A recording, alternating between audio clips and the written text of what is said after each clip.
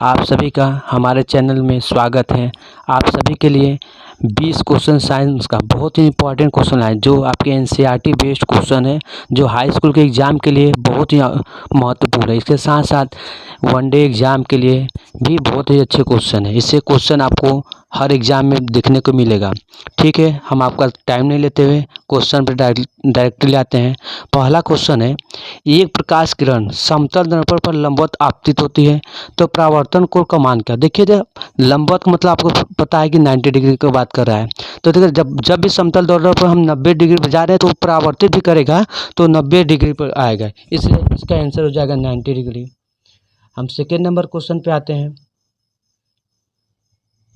Second number question है, Y का निरपेक्ष अपवर्तनांक वास्तव में होता है। देखिए, वाई की बात कर रहा है तो देखिए वाई का अपवर्तनांक सबसे अधिक होता है, उससे कम द्रव में होता है, उससे कम लोहा में होता है। इससे वाई का अपवर्तनांक 1 से हमेशा क्या होगा, 1 से अधिक होगा। हम तो वाई का अपवर्तनांक कितना होगा, 1 से अधिक। हम अगले क्वेश्चन करते हैं। देखो, स्पर्श दृष्टि के लिए न्यूनतम दूरी होती है। देखो, स्पर्श दृष्टि की मतलब हम अपने नेत्र को देखना चाहते हैं। स्पर्श दृष्टि की बात कर, देखियो ऑप्शन इसमें थोड़ा ध्यान से पड़ेगा।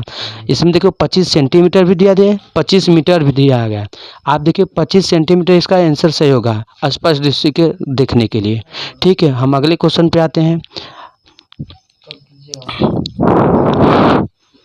देखिए भाई लोग, अगला क्वेश्चन क्या है, बोल्ट बराबर होता है। देखिए, बोल्ट को हम लोग डिनोट करते हैं V से, C क्या है, कूलाम है, J को जूल से, A से एम्पियर।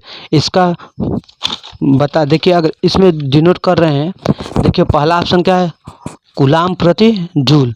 दूसरा का ऑप्शन क्या है, जूल प्रति कूलाम। तीसरा का ऑप्शन क्या है, जूल प्रति एम्पियर। देखिए हमें बोल्ट की बात बोल रहा है, इसलिए इसका ऑप्शन नंबर B सही होगा, जूल प्रति कूलाम। हम अगले क्वेश्चन पे आते हैं।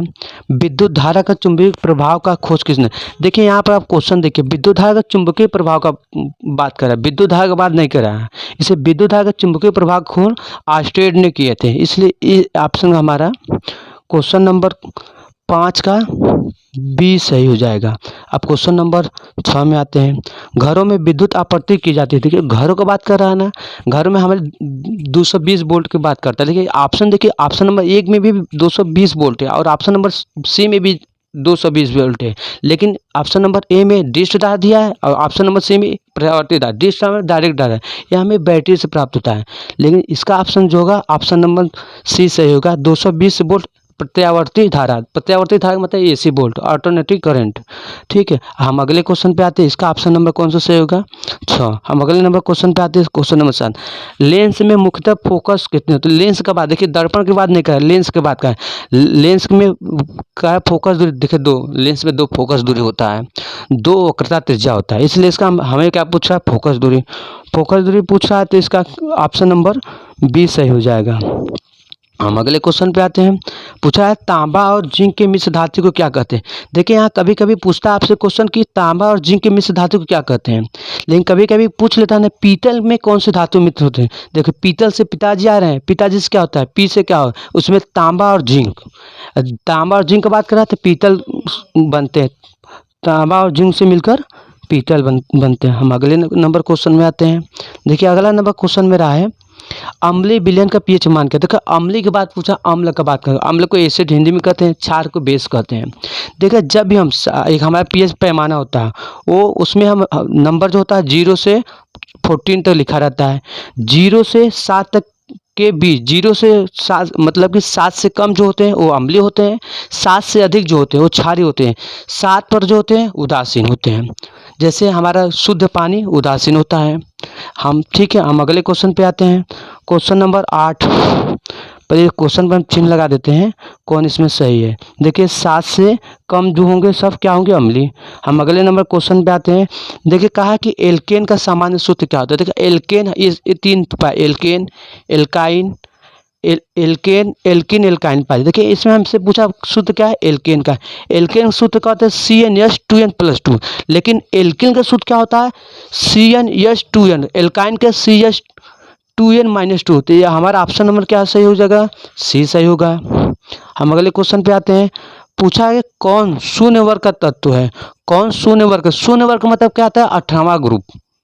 तो 18वां ग्रुप मतलब जो जिसके अंतिम कक्षा पूर्णतः भरे हो। देखिए इसमें देखिए कैल्शियम है, कैल्शियम नहीं है, बेरिलियम नहीं, बोरान। लेकिन हाइड्रोजन तो इसके अंतिम कक्षा में कितने इलेक्ट्रॉन होते हैं, 2। देखिए हाइड्रोजन में अंतिम कक्षा में 8 इलेक्ट्रॉन नहीं होते, लेकिन क्या है 2 होते हैं। ये ड्यूप्लेट अपना पूरा करता है। ठीक है, इसमें किसी कोई क्वेरी, आप मेहनत करिए, आगे बढ़िए, अच्छे से पढ़िए। आप चाहेंगे तो 1 साल के अंदर जॉब ले सकते हैं, या एग्जाम में हाई स्कूल में 80% 85% लाना नॉर्मल बात है। प्रतिदिन 8 घंटे पढ़ें तो हाई स्कूल 95% कहीं रहेगा। अगर आप प्रतिदिन 8 घंटे पढ़ें ना, किसी भी एग्जाम की तैयारी करें, आप उसमें 100% सफल होंगे। अगले हम क्वेश्चन पे आते हैं। अगला क्वेश्चन देखिए, क्वेश्चन पहले हम बताते हैं, आप लोग इस चैनल को जरूर सब्सक्राइब करिए।